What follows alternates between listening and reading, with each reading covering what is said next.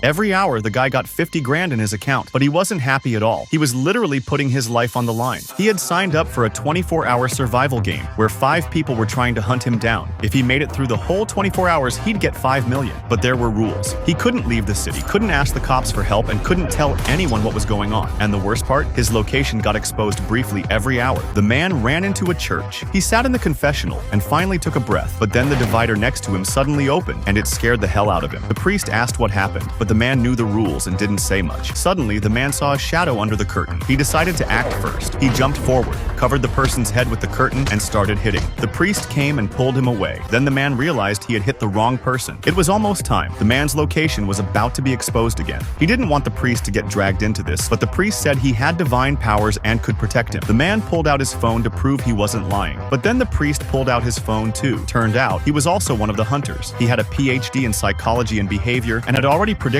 the man would come. The real priest had been sent away. The priest had not really cared. He just wanted the man to speak and break the rules. The man tried to run, but it was too late. The priest smiled and took out a claw hammer. The man picked up a stick to fight back, but the stick was much weaker. After 2 hits, the man felt dizzy.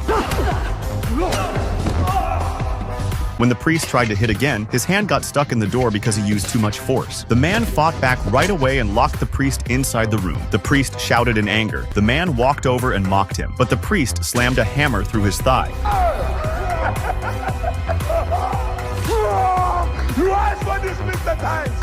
You said so yourself! The man stumbled out of the church, cleaned up his wound a little, and tried to run, but he kept falling after just a few steps. His location was about to be exposed again. At the same time, the man in the suit got even more excited when he saw the priest fail. The next hour was almost here, and he would get a few seconds to track the man's location. Meanwhile, the man saw that a football game at the stadium was about to end. An idea came to his mind right away. He walked to a jersey stand, and while the owner wasn't looking, he quietly grabbed a jersey and a cap. Then he rushed toward the stadium exit. He changed into fan clothes and put on the cap. A big crowd of fans started coming out. Everything worked out perfectly. The man in the suit showed up just then, but when he saw the scene in front of him, he froze. Everyone was wearing the same clothes. He had no way to spot the man. It looked like the man was going to escape until the jersey booth owner saw him. They started pulling at each other, and it caught the suit guy's attention. The man had no choice but to run again. A family was leaving the game and heading home. The man slipped into the open trunk of their car. The man in the suit arrived right after, but the trunk closed just in time. Soon, the man heard the driver say they lived outside the city. His heart dropped. If he left the city,